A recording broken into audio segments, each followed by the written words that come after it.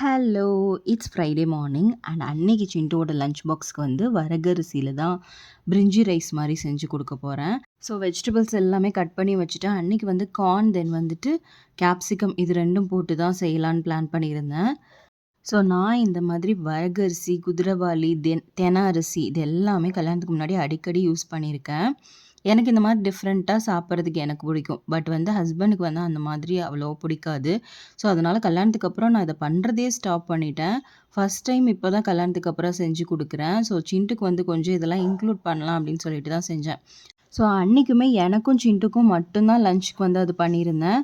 So ஹஸ்பண்டுக்கு வந்து அன்னைக்கு வந்துட்டு சீன அவரைக்கா இருந்தது. ஸோ அத போட்டுட்டு புளிக்குழம்பு மாதிரி பண்ணிட்டேன். ஸோ அதுக்கு சைட் டிஷ்ஷா வந்து வாழைக்கா வந்து நல்லா ஃப்ரை பண்ணி வறுவல் மாரி செஞ்சுட்டேன். ஆஃப்டர்நூன் நாங்க பிரியாணி சாப்பிடும்போது ஹஸ்பண்டுக்கு கொஞ்சம் டேஸ்ட் பண்ணுறதுக்காக குடுத்துருந்தேன். ஸோ அவங்களுமே சாப்பிட்டுட்டு நல்லா இருக்குன்னு சொல்லியிருந்தாங்க. ஸோ அத டேஸ்ட்டே பண்ணாம அது நல்லா இருக்காதுன்ற மைண்ட் செட்ல இருந்தாங்க. இனிமேல் கொஞ்சம் சாப்பிடுவாங்கன்னு நெனைக்கிறேன். ஸோ சின்ட்டுவ வந்துட்டு ஸ்கூல்லேருந்து கூப்பிட்டுட்டு வரும்போது, கொஞ்சம் ஃப்ரூட்ஸ் எல்லாம் வாங்க வேண்டியிருந்தது. அதெல்லாம் வாங்கிட்டு வந்து வீட்டுக்கு வந்து அரேஞ்ச் பண்ணி வச்சாச்சு.